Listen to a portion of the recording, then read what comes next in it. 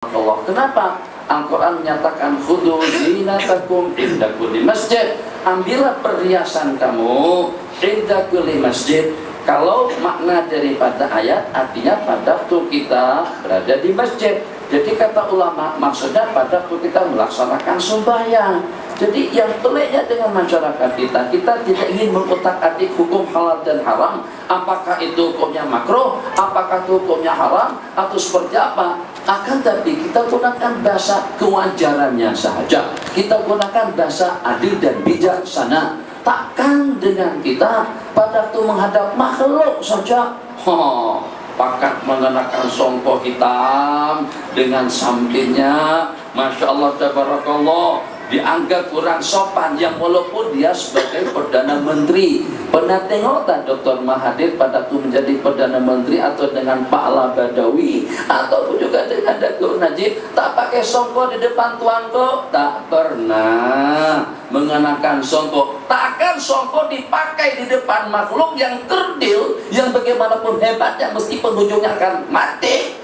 Tapi di hadapan Allah abidan, yang kita menaruh harapan segala-galanya, maghfirah, rahmah, anugerah, kesehatan, kebahagiaan, ketenangan, syafaat daripada baginda dengan izin Allah Jalla wa'ala, yang dengan kita ingin diselamatkan dunia dan akhirat, dan ingin juga mendapatkan surganya Allah Jalla wa'ala. Ternyata dalam perasaan kita makhluk lebih mulia, aku lebih sopan, lebih patut untuk bersikap sopan. Tadi kan kita berguna daripada sopan santun kan.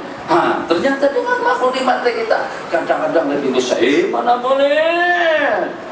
boleh Tuhan nanti kalau pada tuh diadakan acara makan bersama dengan Tuhanku, kalau tak pakai sopan kakak kenapa? Karena akan usir. Betul. Yang Tuhannya kena tengok pak, kena usir. Jangan kurang sopan, jangan kurang hormat.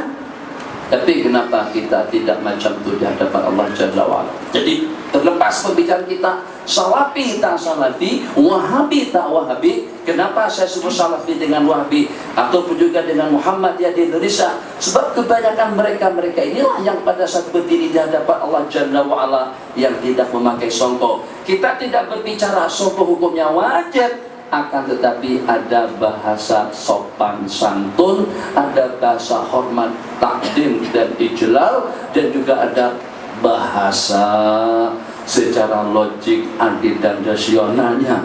Mungkin kalau tidak salah di sini tempat-tempat lainnya yang menunjukkan ketidaksopanan kita dengan Allah. Tadi dengan makhluk, maka Allah Nabi kita bersabda, apakah kau tidak bersikap sopan di hadapan seseorang yang disegani oleh para malaikat-malaikat Allah Jalla wa'ala? Nabi kita yang tadinya duduk relax santai dengan beriktibar, kaki dihujurkan semacam itu, Nabi kita duduk kemas, Nabi kita betul-betul santun, hormat. Pasal tadinya Nabi kita menyedar, ternyata Nabi kita duduk rapi, elok di hadapan siapa?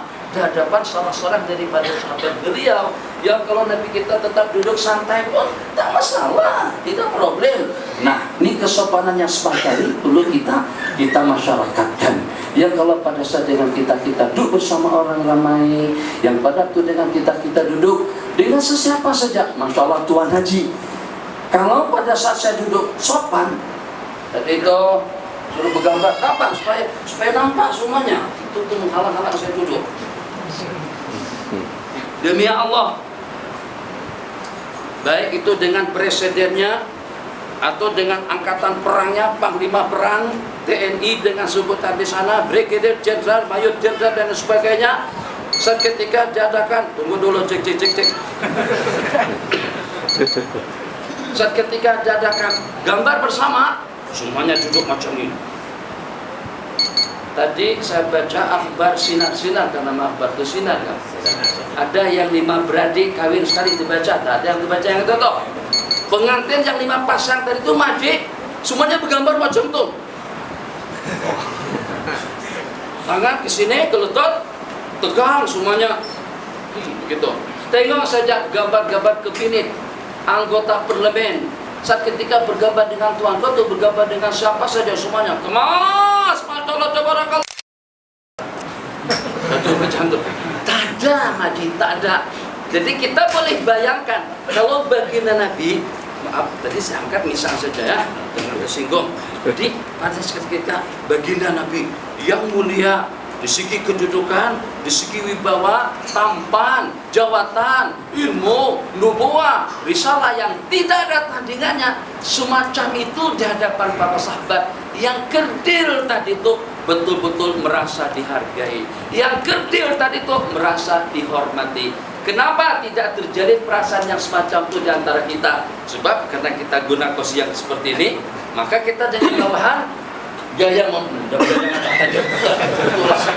kita gaya macam itu saja. Awak kan sudah nak peringatkan dah, sambil merokok. Macam itu kan tuh gaya bos-bos kan begitu tuh gayanya tuh. Tuh rokok yang khas seperti baterai, seperti pesannya besar ada set atau semula gitu. Tangan kiri tunjuk menunjuk macam tuh. Macam mana kita akan mendapatkan kesetiaan, loyalitas atau loyalty daripada mereka-mereka, sedangkan hati mereka sudah tergores dengan kelebihan yang seperti apa sebenarnya. Tak banyak mana kelebihan, tak banyak mana, tak perasan dari itu, tak banyak mana kelebihan yang kita miliki, hanya setakat dengan kita memiliki sedikit daripada kelebihan yang Allah anugerahkan. Jadi kalau seandainya sifat daripada Sayyidina Utsman tadi itu dapat kita tampilkan dalam kehidupan kita, bukan setakat saya hormat dengan Tuan Haji Syahrul karena dengan beliau seusia atau sebaya sedikit atau di bawah sedikit daripada seorang tua saya, tapi bagaimanapun terserah, kalau kita sebut sebagai orang tua pun wajar dan patut sebab beliau sudah punya beberapa orang cucu. Kalau saya anggap sebagai kakak pun, sebagai abang, maaf bukan kakak tersalah lagi, sebagai abang pun tidak ada masalah, oke saja. Jadi kalau pada saat dengan orang yang tua itu patut, kalau dengan yang lebih hebat itu wajar, kalau dengan yang lebih tinggi itu mustahab.